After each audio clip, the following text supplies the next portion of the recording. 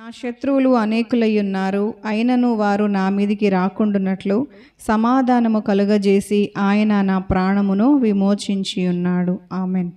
ఈ కీర్తన దావీదు కీర్తన అయి ఉంది. ఈ కీర్తనలో దావీదు శత్రువు గురించి మాట్లాడుతున్నాడు అని మనం ధ్యానం చేస్తున్నాం చాలా వారాల నుంచి. అతనికి ఎదురైన శత్రువులందరినీ దేవుడు అణచివేస్తూ అతనికి సమాధానం కలగజేసి అతని ప్రాణాన్ని విమోచించాడని చెప్పి దావీదు దేవుణ్ణి స్తుతించిన కీర్తన ఈ కీర్తన.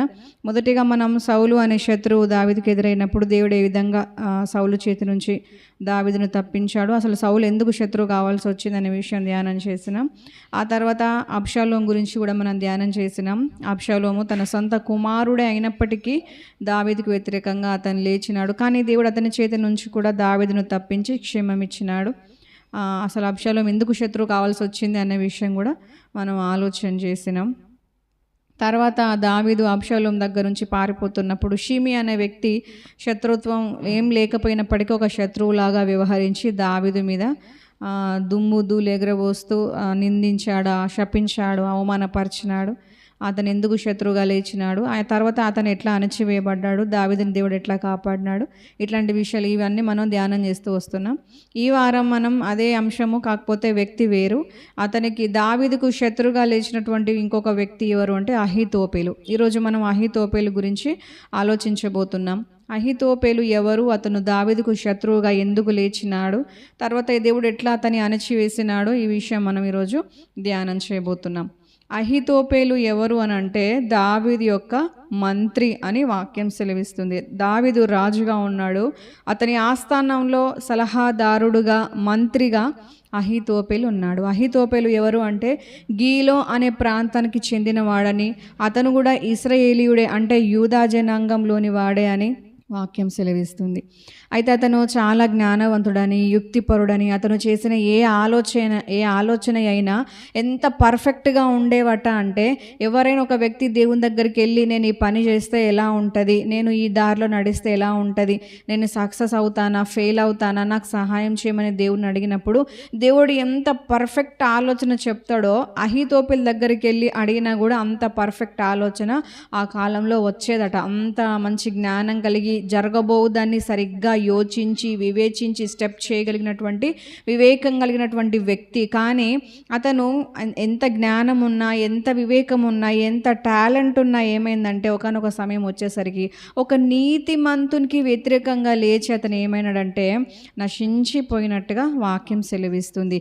దావీదు ఎంతో నీతిమంతుడు. దావీదు మరి అహీతోపెలును ఏ సమయంలో మంత్రిగా పెట్టుకున్నాడో మనకు బైబిల్లో అంత వివరంగా లేదు, కానీ బహుశా అతను పారిపోతూ ఉన్నప్పుడు చాలామంది ఇబ్బంది గలవారు, అప్పులు ఉన్నవాళ్ళు, తర్వాత ఆ విధంగా సౌలుకు భయపడ్డవారు, ఇట్లాగా చాలామంది పారిపోతున్న దావీదు దగ్గరికి అరణ్యానికి వెళ్ళి అతనితో పాటు కలిసినట్టుగా వాక్యం సెలవిస్తుంది. మరి ఆ సందర్భంలో కలిసినాడో లేకపోతే మరి ఏ సందర్భంలో కలిసినాడో తెలియదు, కానీ ఒక మంచి పర్సన్గా దావీదుకు పరిచయం అయినాడు. పరిచయం అయిన తర్వాత దావీదు అతన్ని మంత్రిగా నియమించుకున్నాడు, సలహాదారుడుగా నియమించుకున్నాడు. అయితే ఇక్కడ మనం అర్థం చేసుకునే విషయం ఏమిటంటే అహీతోపెలుకు అతను సాధారణమైన జీవితం జీవిస్తున్నాడు, కానీ పిలిచి ఒక మంచి అధికారం అనేది అతనికి ఇవ్వబడింది. ఒక సాధారణమైన వ్యక్తికి పిలిచి మంచి అధికారం ఇవ్వటం అనేది మామూలు విషయం కాదు కదా.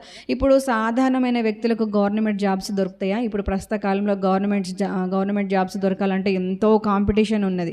అయితే గవర్నమెంట్ జాబ్ దొరకాలంటే చాలా కష్టపడాలి, ప్రయాసపడాలి, చదవాలి, ఎగ్జామ్స్ రాయాలి, ఈవెంట్స్కి అటెండ్ కావాలి, అన్ని రకాలుగా క్వాలిఫై అయితేనే, ఇంటర్వ్యూలో కూడా పాస్ అయితేనే, ఇంటర్వ్యూ కూడా సక్సెస్ అయితేనే ఆ పర్సన్కి గవర్నమెంట్ జాబ్ అనేది వస్తుంది.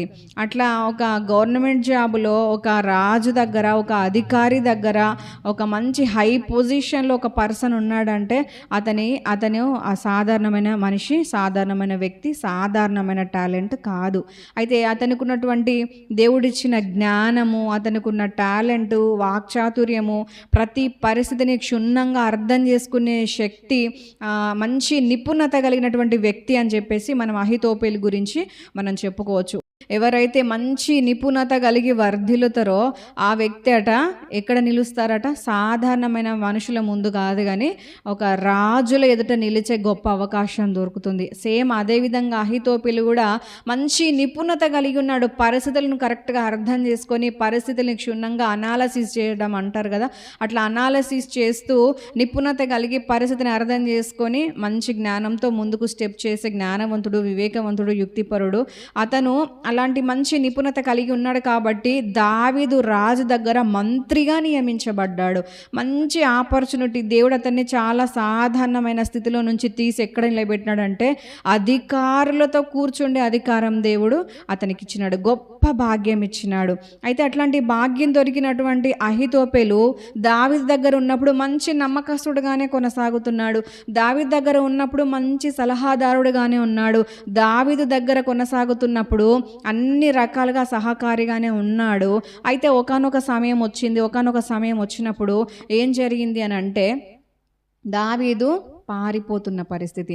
దావీదు తన సొంత కుమారుని దగ్గర నుంచి తరమబడుతున్నటువంటి పరిస్థితి ఎదురైనప్పుడు అట్లాంటి సమయంలో ఈ అహీతోపెలు నీతిమంతుడైన దావీదు పక్షం వహించకుండా ఒక మంచి ప్రార్థన పరుడు, భక్తి పరుడు అయినటువంటి దావీదును వెంబడించకుండా ఏం చేసినాడంటే వెనుక తీసినాడు. ఏం చేసినాడంటే కృతజ్ఞత అనేది మర్చిపోయినాడు. ఏం చేసినాడంటే మేలు అనేది మర్చిపోయిన వ్యక్తిగా వాక్యంలో మనకు అహీతోపెలు గురించి కనిపిస్తుంది. శ్రమ ఎదురైనప్పుడు అతనికి ఎవరైతే సహాయం చేసినారో ఆ సహాయం చేసిన వ్యక్తికి శ్రమ ఎదురైనప్పుడు విడిచిపెట్టినటువంటి అనుభవం ఇతనికి ఉంది.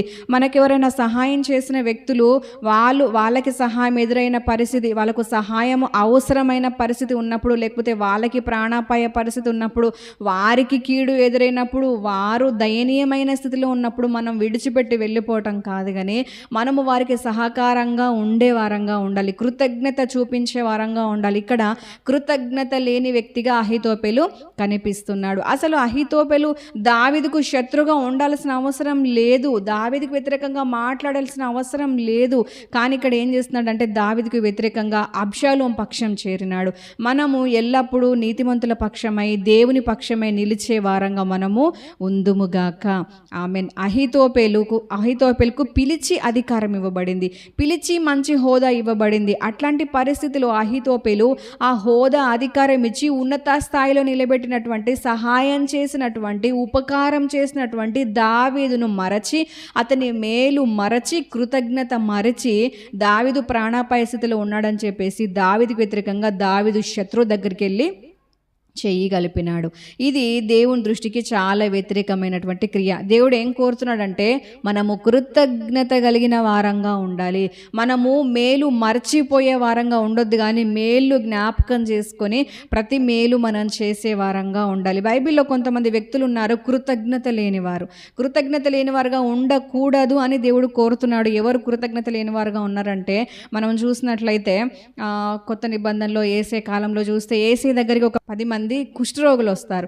10 మంది కుష్ఠరోగులు ఆయన ఒక ప్రాంతాలకు వెళ్ళినప్పుడు కుష్ఠరోగులు యేసయ్య వస్తున్నాడన్న వార్త విని యేసయ్య ద్వారా మనం కూడా స్వస్థత పొందుకుంటాము అని ఆశపడి విశ్వసించి నమ్మి యేసయ్య దగ్గరికి వెళ్తారు వాళ్ళు 10 మంది. వెళ్ళినప్పుడు యేసయ్య అంటాడు, మీరు శుద్ధులవుతారు, మీరు వెళ్ళి మీ యొక్క దేహాన్ని యాజకుని కనపరిచి అక్కడ కానుకలు సంథింగ్ ఉంటుంది, అలాంటి కార్యక్రమం అంతా మీరు చేయండి అని చెప్పినప్పుడు వీళ్ళు నమ్ముతారన్నమాట.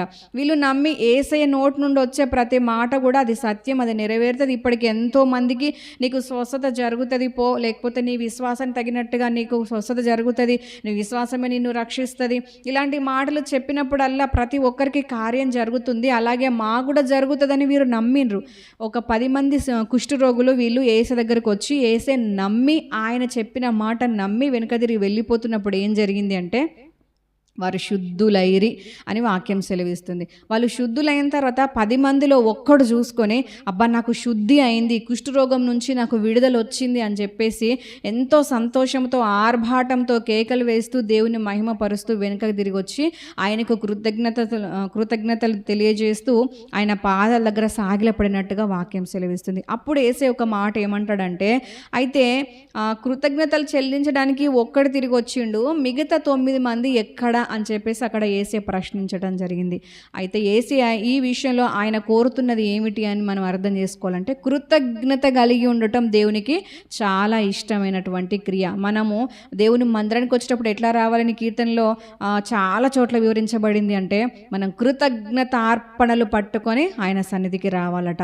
కృతజ్ఞతాస్తుతులు చెల్లిస్తూ మందిర ఆవరణంలో మనం ప్రవేశించాలట. మనం వచ్చి మందిరంలో ఏం చేయాలి? ఆదివారపు ఆరాధన దినాన మనం ఏం చేయాలంటే, ఇంతవరకు దేవుడు మన జీవితాల్లో చేసినటువంటి మేళ్ళన్నిటినీ తలచుకొని కృతజ్ఞతాస్తుతులు నిండు మనసుతో, ఆదివారం కదా ఆరాధన చేయాలి, ఆదివారం కదా పోవాలి, రావాలి, కూర్చోవాలి, అయిపోయేదాకా ఇక తప్పదు, ఇక వేరే ఇక ఆప్షన్ లేదు, నేను క్రైస్తవుని కాబట్టి క్రైస్తవురాలిని కాబట్టి వెళ్ళకపోతే ఎవరన్నా ఏమని అనుకుంటారు కాబట్టి వెళ్ళాలి, అలా కాదు. కానీ కృతజ్ఞతతో మనం రావాలి. వస్తూనే దేవా ఇంతవరకు కాపాడినందుకు కృతజ్ఞతలు.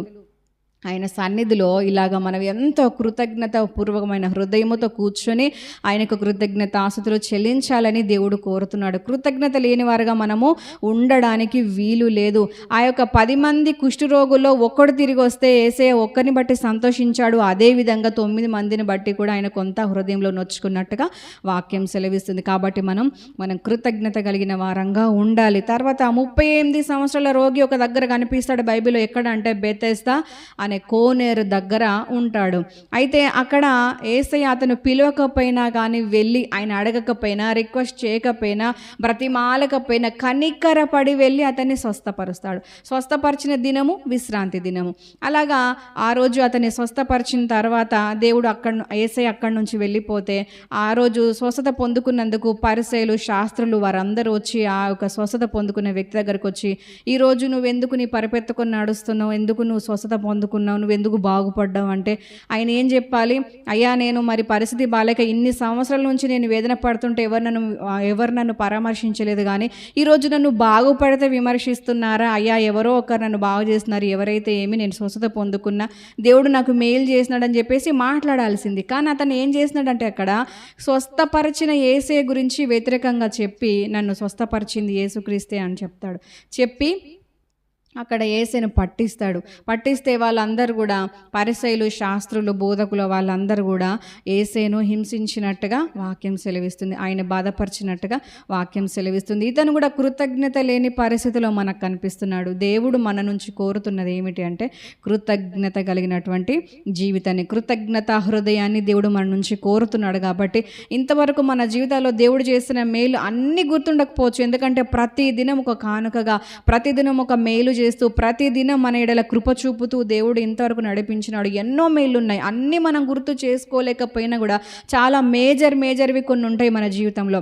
అట్లాంటివైనా కనీసం మనం జ్ఞాపకం చేసుకుంటూ ఎల్లప్పుడూ గుర్తుకొచ్చినప్పుడల్లా కృతజ్ఞతాస్తుతులు చెల్లించాలి. కుటుంబాన్ని బట్టి, జీవిత భాగస్వామిని బట్టి, పిల్లల్ని బట్టి, ఆర్థిక పరిస్థితులను బట్టి, అనారోగ్యంలో దేవుడు స్వస్థపరిచిన దాన్ని బట్టి, ఆయన మన జీవితంలో చేసిన మేలన్నిటి కొరకే మనం ఎల్లప్పుడూ కృతజ్ఞతలు చెల్లిస్తూ కృతజ్ఞత పూర్వకమైన మనసుతో మనం ఉండాలి. కానీ మేలు మరచే వారంగా ఉండద్దు. దేవుని మేలు మరవద్దు.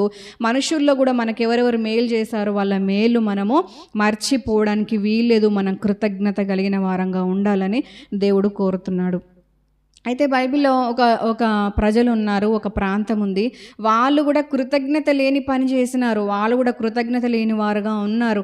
వాళ్ళు ఎవరు అంటే కేయిలా ప్రజలు అని వాక్యం సెలవిస్తుంది. ఈ కేయిలా ప్రజలు ఎవరు అంటే వాళ్ళు కూడా ఇశ్రాయేలు ప్రజలకు సంబంధించినటువంటి వారే. అయితే యెహోషువ గ్రంథంలో మనం చూస్తే మనకు అక్కడ కనిపిస్తుంది, ప్రజలందరూ ఐగుప్తు నుంచి బయలుదేరి కానానికి వెళ్తున్నప్పుడు అక్కడ కొంతమందికి ఇట్లా కొన్ని స్వాస్థ్యాలు పంచి ఇస్తున్నప్పుడు ఇశ్రాయేలు ప్రజల్లో కొంతమందికి కేయిలా ప్రాంతం ఒకటి, అది అన్యులకు సంబంధించిన ప్రాంతం, కానీ వారిని వెళ్ళగొట్టి వారు ఆ ప్రాంతాన్ని స్వాధీనపరచుకొని అక్కడ ఉంటున్నారు. అయితే వాళ్ళు కూడా ఇశ్రాయేలు ప్రజలే. అయితే కొన్ని సంవత్సరాలుగా వారు అక్కడ నివసిస్తున్నప్పుడు ఒకానొక సమయం వచ్చేసరికి ఏమైందంటే ఫిలిష్తీయులు వాళ్ళ మీద దాడి చేస్తారు. వారి మీద దాడి చేసిన తర్వాత ఇక్కడ దావీదుకు ఆ విషయం తెలుస్తుంది. ఇక్కడ ఏమిటి అంటే దావీదు అప్పటికే సౌలు చేత తరమబడుతున్నాడు. దావీదుకి ఏమైనా మంచి పరిస్థితి ఉందా? లేదు. దావీదు కూడా పారిపోతున్న పరిస్థితే.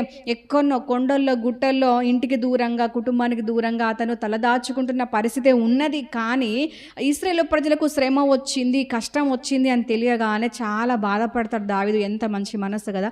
ఇట్లాంటి మనస్సు ఇది క్రీస్తు మనస్సు. అయితే తాను మంచి స్థితిలో లేకపోయినప్పటికీ పక్క వాళ్ళు కూడా మంచి స్థితిలో ఉండాలని కోరుకునే మనస్సు క్రీస్తు మనస్సు. అయితే తనకు మంచి పరిస్థితి లేకపోయినా కూడా కెయిలా ప్రజల మీదికి ఫిలిష్తీయులు దాడి చేయడానికి వచ్చినారు, దండెత్తి వచ్చినారు అన్న విషయం దావీదుకు తెలిస్తే చాలా కనికరపడి దేవుని దగ్గర ప్రార్థన చేస్తాడు. ఇట్లాంటి మనస్సు నిజంగా దేవుడు మనకు కూడా దయచేయునుగాక. ఆమేన్. ఏం మనస్సు ఇది అంటే, మనం ఎటువంటి స్థితిలో ఉన్నా ఇతరులు బాగుండాలని కోరుకోవాలి. మన పరిస్థితి బాలేకపోయినా బాలేని వారి కొరకు ప్రార్థించే మనస్సు మనం కలిగి ఉండాలి. అయితే దావీదు వారి కొరకు దేవుని దగ్గర ప్రార్థిస్తున్నప్పుడు దేవుడు అంటాడు, నీ వెళ్ళి వారి పక్షంగా యుద్ధం చెయ్యి, కెయిలా ప్రజల పక్షంగా యుద్ధం చెయ్యి, ఫిలిష్తీయులను ఓడించగలుగుతావు, నువ్వు విజయం చూస్తావు, కెయిలా ప్రజల్ని నువ్వు రక్షించగలుగుతావు, నువ్వు వెళ్ళు అని దేవుడు చెప్పినప్పుడు, దేవా నా పరిస్థితే బాలేదు, నేను పోయి వాళ్ళకేం సహాయం చేయాలి అనుకోలేదు. కానీ తాను దేవుడు చెప్పిన మాట చొప్పున విధేయుడై వెళ్ళి కెయిలా ప్రజల్ని ఫిలిష్తీయుల నుంచి విడిపించి ఫిలిష్తీయులను ఓడించి కెయిలా వారిని గెలిపించి తాను గెలిచి కొల్లసొమ్ము పట్టుకొని సంతోషంగా దేవుని స్తుతించి వస్తున్నప్పుడు ఏం జరుగుతుందంటే, సౌలు రాజుకు వర్తమానం వస్తుంది. కెయిలాను రక్షించడానికి, కెయిలాను ఫిలిష్తీయుల దాడి నుంచి తప్పించడానికి దావీదు వచ్చినాడు, పలానా చోట దావీదు ఉన్నాడు, నువ్వు వస్తే పట్టుకోగలవు అని చెప్పేసి వర్తమానం ఎవరో ఇన్ఫర్మేషన్ సౌలు రాజుకి అందిస్తారు. అందించిన తర్వాత దావీదును పట్టుకోవడానికి సౌలు కెయిలాకు వస్తున్నప్పుడు మళ్ళీ దావీదు ప్రార్థన చేస్తాడు, ప్రభువా మరి నువ్వు కెయిలా ప్రజల్ని రక్షించమన్నావు కదా, నేను రక్షించిన, నేను కాపాడినాను, వారి పక్షంగా యుద్ధం చేసి వారిని విడిపించినాను. అయితే నేను ఇక్కడ ఉన్నా కదా, సౌలు వస్తున్నాడని నాకు తెలిసింది, మరి సౌలు వస్తే ఈ కెయిలా ప్రాంతంలో నేను దాక్కుంటే నాకు సేఫా, లేకపోతే ఈ కెయిలా ప్రజలు నన్ను పట్టిస్తారా అని చెప్పేసి అడుగుతాడు. దేవుని అడిగితే దేవుడు చెప్తాడు, కెయిలా ప్రజలు సౌలుకు భయపడి నిన్ను తప్పకుండా దావీదును సౌలుకు పట్టిస్తారు. అంటే అక్కడ ఏమిటంటే కృతజ్ఞత లేని వారు కెయిలా ప్రజలు, అసలు వారిని కాపాడాల్సిన అవసరం కూడా దావీదుకు లేదు. కానీ తాను శ్రమలో ఉండి కూడా ఆ ప్రజల్ని కాపాడడానికి వెళ్తే వాళ్ళు తిరిగి ఏం చేస్తున్నారు, మళ్ళీ ఉపకారం చేస్తున్నారా, అపకారం చేస్తున్నారు. వాక్యం సెలవిస్తుంది మనం ఏం చేయాలట, అపకారికి సైతం ఉపకారం చేయాలి. కానీ వీళ్ళు ఏం చేస్తున్నారు, ఉపకారికే అపకారం చేస్తున్నారు, ఉల్టా. అయితే ఈ విధంగా కెయిలా ప్రజలు ఏం చేస్తున్నారు, దావీదును పట్టడానికి వాళ్ళు ప్రయత్నాలు చేస్తున్నారు. అదే విషయం దేవుడు దావీదుకు తెలియజేసిన తర్వాత ఆ కెయిలా ప్రాంతం నుంచి దావీదు తప్పించుకొని వెళ్ళిపోతాడు. కెయిలా విషయంలో దావీదు ఏం చేసినాడు, కీడు చేసినాడా కాదు. కానీ వాళ్ళు ఏం చేస్తున్నారు, ఉపకారం చేస్తే అపకారం చేస్తున్నారు, కృతజ్ఞత లేని వారుగా ఉన్నారు. దావీదు మాకు సహాయం చేసినాడు కదా, దావీదును మేము దాచిపెట్టి దావీదును దొరకకుండా మేము కాపాడి దావీదుకు మేము తిరిగి మేలు చేస్తాం అనుకోలేదు, కృతజ్ఞత చూపిస్తాం అనుకోలేదు. కానీ కృతజ్ఞత లేని వారుగా ఉన్నారు. అయితే ఈ కెయిలా ప్రజలు మరి ఇలాగ దావీదును పట్టి ఇస్తారు, సహాయం చేసిన దావీదుకే కీడు చేస్తారని తెలిసి కూడా ఎందుకు దేవుడు కెయిలాను కాపాడమని దావీదును పంపించినాడంటే, మన దేవుడు ఏమై ఉన్నాడంటే కృతజ్ఞత లేని వారి ఎడల కూడా మేలు చేసే దేవుడై ఉన్నాడు. హల్లెలూయా. మనం కూడా అదే మనస్సు కలిగి ఉండాలని కోరుతున్నాడు. కృతజ్ఞత లేని వారికి సహితము మనము మేలు చేయాలి. అలాంటప్పుడు ఇంకా మంచి వాళ్ళకి ఇంకెంత మేలు చేయాలి కదా, మనకు మేలు చేసిన వారికి ఇంకెంత కృతజ్ఞత చూపించాలి కదా. ఆ విధంగా దేవుడు కోరుతున్నాడు మన నుండి ఈరోజు మేలు చేసేవారికి తిరిగి మేలు చేసే వారంగా, మనకు మేలు చేసిన వారికి తిరిగి కృతజ్ఞత చూపించే వారంగా మనము ఉండాలని దేవుడు కోరుతున్నాడు. అలాగే అంత మాత్రమే కాదు, అపకారం చేసిన వారి విషయంలో కూడా ఉపకారం చేసే వారంగా మనము ఉండాలని దేవుడు కోరుతున్నాడు. అటువంటి మనస్సు ప్రభువే మనకు దయచేయునుగాక. ఆమేన్. ఈరోజు మనం ధ్యానం చేస్తున్నాం అహీతోపెలు గురించి. అహీతోపెలు దావీదు విషయంలో కృతజ్ఞత మరచినాడు, మేలు మరచినాడు.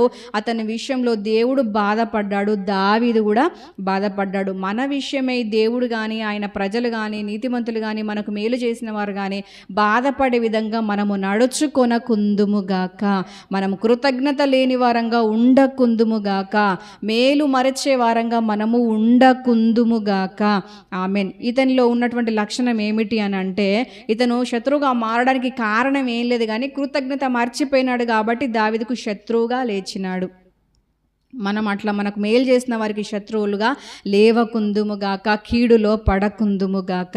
ఆమేన్. 103వ కీర్తనలో 2వ వచనంలో దావీదు ఏమంటున్నాడంటే, దేవుడు చేసిన మేళ్లలో ఒక్కటి కూడా మరవకు నా ప్రాణమా అని చెప్పేసి ప్రాణానికి చెప్పుకుంటున్నాడు. మీరు ఎప్పుడన్నా చెప్పుకున్నారా, నా ప్రాణమా దేవుడు చేసిన మేలు మర్చిపోకు, ఎప్పటికీ కృతజ్ఞతలు చెల్లిస్తూనే ఉండు నా ప్రాణమా అని మనం ఎప్పుడైనా చెప్పుకున్నామా? నిజంగా అటువంటి మనస్సే మనకు లేదు. అట్లా చెప్పాలని ఆలోచన మనకు రాదు. అట్లాంటి ఐడియా మన దగ్గర లేదు. కానీ దావీదు మనసు చూడండి, అది దేవుని మనసు.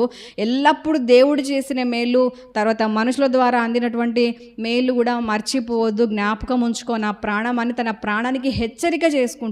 ఈరోజు మనం కూడా మనకు మనం హెచ్చరిక చేసుకుందాం. నా ప్రాణమా, నా మనసా, నువ్వు దేవుడు చేసిన మేలు మరవకు, ఏ మనిషి చేసిన మేలు కూడా మరవకు, కృతజ్ఞత లేని వారుగా ఉండొద్దు అని చెప్పేసి మనకు మనం హెచ్చరిక చేసుకోవాల్సిన అవసరత ఎంతో ఉన్నది. ఆ తర్వాత ఇంకా ఎందుకు మరి అహీతోపెలు దావీదుకు శత్రువుగా లేచినాడు అంటే, ఒక అవకాశవాదిగా ఉన్నాడు. ఎక్కడ పరిస్థితి అనుకూలంగా ఉంటే అక్కడికి జంప్. ఇప్పుడు ఇటువంటి మనస్సు మనం ఎక్కడ చూస్తామంటే రాజకీయంలో ఎక్కువ చూస్తాం కదా.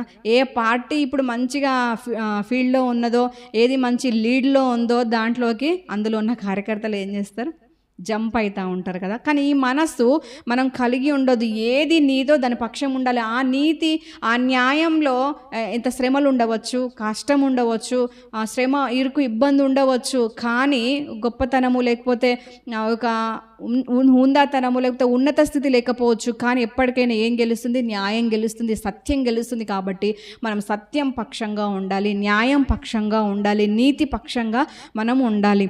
ఇక్కడ ఈ అహీతోపెలు ఏం చేస్తున్నాడంటే, దావీదుకు శ్రమ వచ్చింది, అయితే అబ్షాలోము తరుముతున్నాడు. పై చేయి ఎవరిదిగా కనిపిస్తుంది అంటే ఆ యొక్క అబ్షాలోమిదే పై చేయిగా కనిపిస్తుంది. కాబట్టి ఇక దావీదు ముసలోడు అయిపోయినాడు. ఇక నెక్స్ట్ ఎవరిది అధికారం?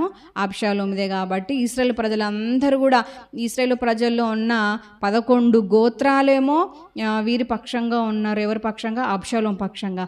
ఒక్క గోత్రం మాత్రమే దావీదు పక్షంగా, యూదా గోత్రం మాత్రమే దావీదు పక్షంగా ఉంది. కాబట్టి నేను ఆ మిగతా అంత మెజారిటీ ఉంది కదా, మెజారిటీ వైపు నేను వెళ్తాను అనుకున్నాడు. కానీ నీతి వైపు ఉంటా అని అహీతోపెలు అనుకోలేదు. అవకాశవాదిగా ఇక్కడ మనకు కనిపిస్తున్నాడు.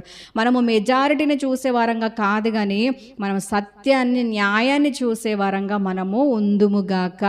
ఆమెన్. అహీతోపెల్లో ఉన్న ఒక నెగిటివిటీ ఏమిటి అంటే అవకాశవాది. నీతిమంతుడైన దావీదు పక్షం నిలబడితే దావీదు పక్షంగా దేవుడున్నాడు. మనుషులు తక్కువ మంది ఉండొచ్చు, కానీ దేవుడున్నాడు, అతన్ని గెలిపిస్తాడు, అతను నిలబడతాడు, నీతి న్యాయం ఎప్పటికి గెలుస్తుంది అని చెప్పేసి ఆలోచించలేదు అహీతోపెలు. కానీ అసత్యం వైపు, అబద్ధం వైపు, అన్యాయం వైపు, అబ్షాలోం వైపు అతను వెళ్ళి దావీదుకు వ్యతిరేకంగా అతను నిలబడ్డాడు. దావీదుకు వ్యతిరేకంగా సలహాలు అబ్షాలోంకి అహీతోపెలు ఇస్తున్నాడు. అయితే అతను తన ప్రాంతమైన గీలో అనే ప్రాంతంలో ఉన్నప్పుడు దావీదు పారిపోతున్నప్పుడు రాజు ఎక్కడ ఉంటే మంత్రి అక్కడ ఉండాలి. కానీ ఇతను ఏం చేస్తున్నాడు? దావీదు పారిపోతున్న పరిస్థితిలో తన ఇంటికి వెళ్ళిపోయినట్టుగా వాక్యం సెలవిస్తుంది. తన ఇంటికి వెళ్ళిపోతే అబ్షాలోము అతన్ని గ్రహించి, అతని గుణమును చూసి, దావీదుకు వ్యతిరేకంగా ఉన్న అతని మనసును చూసి అతన్ని పిలిపించుకుంటాడు. అహీతోపెలుని పిలిపించినప్పుడు అతను వచ్చి, మరి మీ తండ్రికి నువ్వు వ్యతిరేకంగా నిలబడడం కరెక్ట్ కాదు, అతను నీతిమంతుడు, అతని పక్షంగా దేవుడు ఉన్నాడు, అతను గెలుస్తాడు ఏ విధంగానైనా అని చెప్పేసి తండ్రికి వ్యతిరేకంగా లేవటం తప్పు అని చెప్పేసి కుమారునికి మంచి నేర్పించలేదు. అతనికి ఏముంది?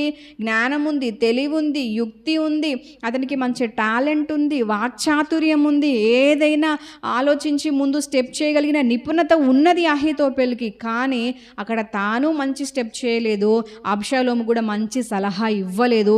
నీతిమంతుడైన దావీదుకు వ్యతిరేకంగా లేవడానికి ఇంకా ఈ విధంగా వెళ్ళాలి, ఆ విధంగా వ్యూహం పన్నాలి, ఇలా స్కెచ్ చేయాలి, దావీదుని ఇట్లా చంపాలని చెప్పేసి ఇంకా అబ్షాలోముకు నెగిటివ్గానే నేర్పిస్తున్నాడు. కానీ ఏ మాత్రం మంచిని అతను నేర్పించలేదు. ఇతనే నీతిమంతుని విడిచిపెట్టిపోయినాడు, ఇతనే సత్యాన్ని విడిచిపెట్టిపోయినాడు, ఇతడే న్యాయాన్ని విడిచిపెట్టిపోయినాడు, ఇంకా అన్యాయంగా నడుచుకోమని ప్రజలకు నేర్పిస్తున్నాడు. అయితే ఒక నీతిమంతుని విడిచిపెట్టిపోయిన ఒక వ్యక్తి ఇంకొక ఆయన బైబిల్లో మనకు కనిపిస్తాడు కదా. ఎవరు ఆయన? లోతు. ఒక నీతిమంతుని, ఒక ప్రార్థన పరుని విడిచిపెట్టిపోయిన తర్వాత తాను చాలా శ్రమలు పడ్డాడు. చివరికి వారి కుటుంబం విషయంలో ఇప్పటికీ బైబిల్లో ఒక ప్రశ్న, బైబిల్కి ఒక మచ్చ ఆ కుటుంబాన్ని బట్టి. అతను అదేదో నీతిమంతునితో, ఒక ప్రార్థన పరునితో ఇక్కడనే ఉంటే అతను అందులో నశించిపోవాల్సిన అవసరం రాకపోయేది, ఆ కుటుంబం అలా నాశనానికి గురి కావాల్సిన అవసరం రాకపోయేది, వాళ్ళ పిల్లలు అట్లాగా పాపం చేయాల్సిన అవసరం రాకపోయేది. అయితే ఇప్పటికీ వారి ద్వారా ఎంతో మచ్చ, ఒక అవమానం బైబిల్కి ఒక దేవునికి ఒక మచ్చ అనేది ఇతని ద్వారా, ఇతని కుటుంబం ద్వారా వచ్చింది. ఒక నీతిమంతుని, ఒక ప్రార్థన పరుని, ఒక మంచి గైడెన్స్ని అతను విడిచిపెట్టి పోయినాడు కాబట్టి చాలా నష్టపోయినాడు లోతు. మనం ఎంత మాత్రం నీతిని, న్యాయాన్ని విడిచిపెట్టే వారంగా మనం ఉండకుందుము గాక. ఎక్కడ నీతి ఉందో, ఎక్కడ న్యాయం ఉందో, ఎక్కడ సత్యం ఉందో, ఎక్కడ ధర్మం ఉందో అటువైపుగానే మనము నిలబడుదుముగాక, మేలు పొందుకుందుముగాక. ఆమేన్. అబ్షాలోము అవకాశవాదిగా ఉండి నీతిమంతుడైన దావీదుని విడిచిపెట్టి ఆ యొక్క అబ్షాలోం దగ్గరికి వెళ్ళినాడు. చివరికి ఏమైంది అని అంటే, తాను చెప్పిన ఆలోచన, ఏ ఆలోచన కొరకు అబ్షాలోము అహీతోపెల్ని పిలిచినాడో ఆ ఆలోచన విషయంలో అబ్షాలోము అహీతోపెల్ని నీ ఆలోచన ఈసారి సరికాదు అని అన్నందుకు ఫీల్ అయిపోయి వెళ్ళి ఊరిపోసుకొని తను చనిపోయినట్టుగా వాక్యం సెలవిస్తుంది. ఒక నీతిమంతునికి వ్యతిరేకంగా లేచి, శత్రువుగా లేచి అతను ఏమైపోయినాడు, సౌలు రాజేమో తన కత్తి మీద తానే పడి చనిపోయినాడు. అహీతోపెలేమో తనకు తానుగా ఉరిపోసుకొని చనిపోయిన మొదటి వ్యక్తిగా బైబిల్లో మనకు కనిపిస్తున్నాడు. ఇతనిలో ఉన్న లక్షణాలు చూస్తే సౌలు రాజు లక్షణాలు కొన్ని కనిపిస్తున్నాయి, యూదా ఇస్కరియోతు లక్షణాలు మరికొన్ని కనిపిస్తున్నాయి కదా. యూదా ఇస్కరియోతు కూడా ఏం చేసినాడు, తను యేసయ్యతో నడిచినాడు, యేసయ్య చేసిన మేళ్ళని అనుభవించినాడు, చివరికి యేసయ్యని అప్పగించి లాస్ట్కు తాను కూడా ఉరిపోసుకొని చనిపోయినాడు. తన కథ చాలా దయనీయంగా ముగించబడింది. అహీతోపెలు కూడా దావీదు విషయంలో అట్లాగే వ్యతిరేకంగా నడుచుకొని, తను నమ్మినవాడు, స్నేహితుడుగా ఉన్నవాడు తన మడిమని ఎత్తి ఏం చేసినాడు, తానే తన జీవితాన్ని అన్యాయం చేసుకున్నాడు. అయితే ఈరోజు మనం నేర్చుకోవాలి అహీతోపెల్ నుంచి కొన్ని గుణపాఠాలు, కొన్ని హెచ్చరికలు. మనము ఎంత మాత్రము మేలు మర్చిపోయే వారంగా ఉండొద్దు, కృతజ్ఞత లేనివారుగా ఉండొద్దు, అవకాశవాదులుగా ఉండొద్దు. ఎంత మెజారిటీ లోకం పక్షంగా ఉన్నా మనం సత్యం పక్షంగానే ఉండాలి. మనం సత్యం పక్షంగానే, న్యాయం పక్షంగానే, ధర్మం పక్షంగానే మనం నిలబడాలి అనేది ఈరోజు మనం తెలుసుకుంటున్నాం. కాబట్టి ఈ చిన్న వాక్య భాగం విన్న మన జీవితం ఎట్లా ఉందో ఒకసారి పరీక్షించుకుందామా? మనము కృతజ్ఞత కలిగిన వారంగా ఉన్నామా? మనము మేలు చేసిన వారికి మేలు చేసే వారంగా ఉన్నామా? మన జీవితం ఎట్లా ఉన్నది? మనం అవకాశవాదులుగా ఉన్నామా? అవకాశం వచ్చినప్పుడు ఒక మాట, అవకాశం లేనప్పుడు ఒక మాట, పరిస్థితి మనకు అనుకూలంగా ఉంటే ఒక మాట, ప్రతికూలంగా ఉంటే ఒక మాట, అట్లా మాట్లాడే వాళ్ళంగా ఉన్నామా? మనం నీతిమంతుల పక్షంగా ఉంటున్నామా? అన్యాయం చేసే వారి పక్షంగా ఉంటున్నామా? మనల్ని మనం పరీక్షించుకొని ఒకవేళ వాక్య విరుద్ధమైన జీవితం ఏమైనా మనలో ఉంటే సరి చేసుకొని మనం అహీతోపెల్ని బట్టి హెచ్చరిక పొందుకొని మన జీవితాలు దిద్దుకొని ప్రభు కొరకు, పరలోక రాజ్యం కొరకు మనం సిద్ధపడదాం. పరలోక రాజ్యంలో మనం చేర్చబడదాం. అటువంటి కృప ప్రభు మనందరికీ దయచేయునుగాక.